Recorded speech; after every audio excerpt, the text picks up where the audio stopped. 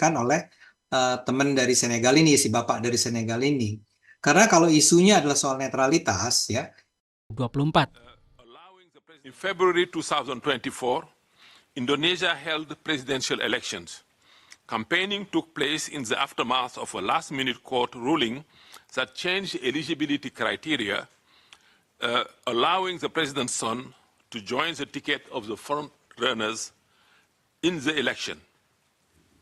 What measures are in place to ensure that high-ranking officials, including the presidents, are prevented from unduly influencing the electoral processes? Are allegations of undue influence under investigation? Iya, pertama-tama memang kita harus, saya ulang ya, apa yang sudah saya sampaikan di awal tadi. Kita harus pelajari dulu ya, apa yang sebetulnya ingin disampaikan oleh teman dari Senegal ini, si bapak dari Senegal ini.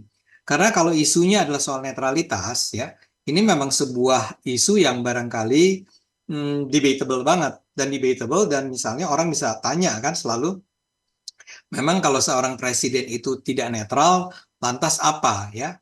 Nah, dalam hal ini si Bapak Senegal ini kan mengaitkannya dengan keputusan Mahkamah Konstitusi. Ya. Nah, itu saja kita di Indonesia tidak pernah punya informasi yang cukup mengenai benarkah keputusan Mahkamah Konstitusi itu adalah sesuatu yang datang akibat intervensi dari Pak Jokowi. Itulah makanya saya katakan tadi sebenarnya ini harus dipelajari dulu nih ya, si Bapak ini dapat informasinya dari mana. Dia mengambil kesimpulan itu berdasarkan cerita-cerita yang mana ya. Karena menurut saya itu sangat menentukan. Belum lagi seperti tadi dikatakan oleh Bung Ciko ya, soal bahwa dia itu sebetulnya membawa kepentingan apa ya.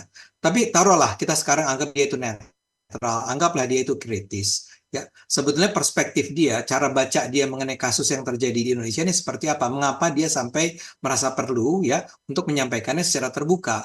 Nah, dalam hal ini Mas, saya memang merasa kecewa juga kalau sampai perwakilan Indonesia di sana memilih untuk tidak merespons ya. Barangkali khawatir bahwa responsnya akan keliru atau apa.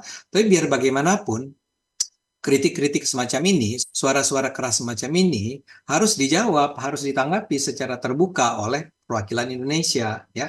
Karena memang kita sih nggak kepengen ya sampai Indonesia dianggap sebagai sebuah negara yang mengalami kemunduran demokrasi. Kita tidak ingin agar PBB apalagi mengatakan itu.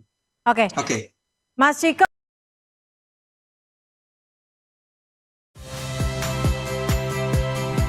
Saya Liviana Cerlisa. Saksikan program-program Kompas TV di siaran digital, pay TV, dan media streaming lainnya. Kompas TV, independen, terpercaya.